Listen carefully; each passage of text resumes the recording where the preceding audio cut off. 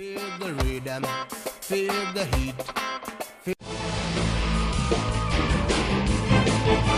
Here, back in the studio, and today we're going to be covering something that I think should be covered a lot more by YouTubers, is local state laws concerning marijuana. I know a lot of states these days are getting more medical leeway, and medical leeway and, recreational leeway. So it's good to know where you stand, where you can consume it, how you buy it, and all that good stuff. So let's go ahead and start off the top, and that's going to be, getting access to it. So here in the state of New Mexico, you do need to go ahead and get your doctor's approval, 2 approvals for pain, and then let me go ahead and show you what our new cards look like, because they're a lot less fun. Quick flash of our New Mexico cards there. And so, you get your card and you want to go get your cannabis on. So, you go to your dispensary and you're going to have to fill out some paperwork, show them your ID, show them your card, get into their system, and that's that. And then on the caregiver side, you can also get a caregiver's card.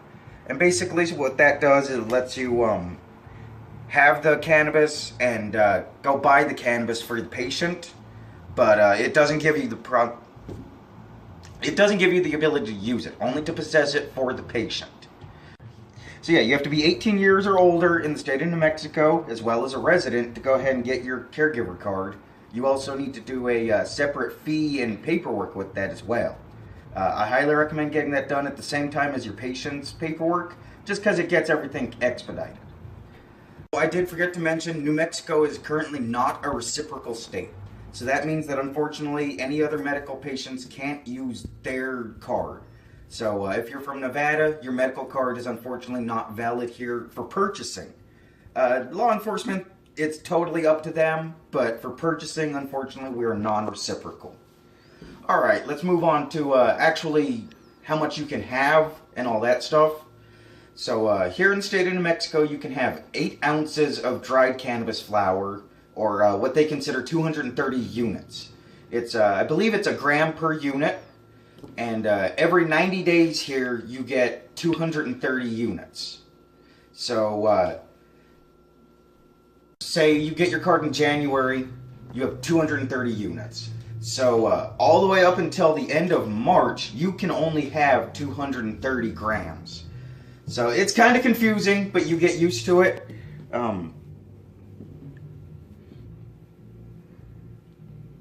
Okay, and also when you do get your product home, it's smart to go ahead and keep the dispensary labels on your jars. I don't know if that's technically a law, but I just think it's pretty smart to make sure people know that this is, yes, medical marijuana. Okay, so as well with buying it, you can grow it. You do need to file for a permit along with your card. That's another application and fee along with it. And when you do apply for that, you have to get permission from whoever you're renting from. So if you have a lease or a rental agreement, you do need to provide a written agreement with your landlord saying that, yeah, you can grow weed on their property. So once you have that all done and you got everything settled, you can grow up to, let's see, I think it's 16 plants. 4 of which may be flowering, 12 of which may be seedlings. So basically at any given time you can have 4 plants that are pretty much rearing to go, and then 12 reserves. So yeah, that about covers it for growing and buying. Alright, so we've covered, how to get your card, what to do to pick up your marijuana, how to grow it. Well, not how to, but can you. So we're going to move on to a little more common sense stuff, like travel. In the state of New Mexico, you can have, it in your car as long as you have the card, but come on guys, let's all be smart. No smoking and driving. And as far as that goes, have a patient in the car and you're driving, don't even let them smoke. It's just giving law enforcement a reason to be suspicious and look at us negatively. So maybe if you're going on a long road trip, have your patient or other people medicating, stick to edibles. No smell, no roaches, none of that, and a lot less chance of secondhand intake. So when you're on the road, abstain, don't toke and drive, guys. Let's be smart. What is that? Oh. Alright, and also when you're traveling, especially in our state, we have a lot of borders around us, so we have a lot of government border checks. I've got personal experience with this, but from before I had my medical card. So on our way up to Albuquerque, we were pulled over at a border check, and we had just some swag with us, nothing important. And they were kind enough to just let us throw it away and be on our way. So I imagine with a medical card, they're going to be understanding as possible. But every now and then, they will go ahead and bust you if you're carrying, like, your maximum amount. Say if you're going from here to Albuquerque with 230 grams of weed, they're probably going to question you for a while and, you know, run background checks and make sure everything checks out. So basically, don't act suspect, guys. I know it's pretty messed up to say. You know, we're patients, this is medicine, but unfortunately, Big Brother doesn't see it that way yet, so we do have to take certain precautions.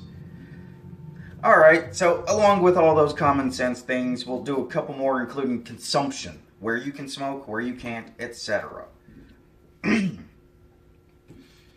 Alright, so again, common sense, guys. No schools, no public parks, no buses, no taxi cabs, no Uber cars. Basically, if in the back of your head you're saying, I shouldn't be smoking weed here, you shouldn't be smoking weed there. Again, if you're going to, like, say, a state fair, take some edibles with you. You're not going to be out there with a 2-foot freaking joint puffing up. State parks and federal parks, you really want to avoid those, especially the federal ones, because those are big boys who don't play by our rules. State parks, again, just keep it real subtle. Don't be an asshole out there trying to be Captain Rasta. You know, this is your medicine. Respect it. Respect people around you. And this isn't really so much for New Mexico residents, although we do have it occasionally, but it's really easy to start a fire, guys. So you see all these state parks going up in flames, and it's easy to think, man, I bet some dude just dropped his freaking blunt out there when he was done.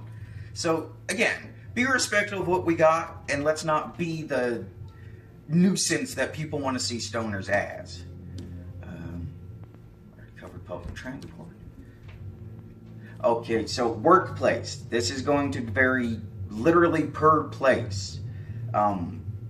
I know a lot of places will hire you with a medical card, but they don't want you smoking at the job. Again, just like with taking pills or anything, you don't want to go into work all super loaded out and giving people a reason to put that negative light onto cannabis.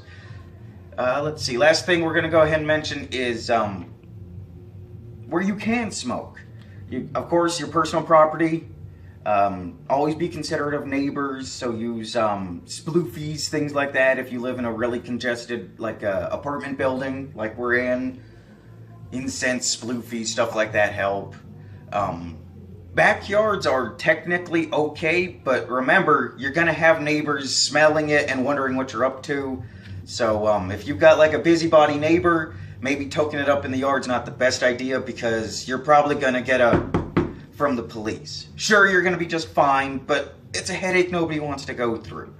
So basically, when it comes to consuming your medical cannabis, be smart. Do it at home. Do it when you don't have anywhere to go. Be respectful. Be respectful. This is still medicine, people. Enjoy it, you know. If you're using this for depression, then about time. Hope you're having a better day. But, you know, don't take a big old long drag and then jump on the freeway. You know, watch some TV, cook some dinner, relax. That's what it's meant for. So, yeah, let's just be respectful and responsible with our medicine. And let's show people out there that we can function absolutely normally, even incognitus if we need to, even though behind the screens we're all stoned, cheech and chong. So yeah, it's easy, especially in the days of recreational, to forget this is medical marijuana, guys. So follow the rules, don't be an idiot, be respectful, and have fun. Hope you feel better, enjoy your medicine. Alright guys, this has been That Stone Bear with New Mexico State Law. I hope I covered everything. Laws always change, so please don't take this as like the 10 Commandments. It changes, please check on that. But yeah, there's just some basics to help you get around and stay out of trouble. Alright guys, peace out.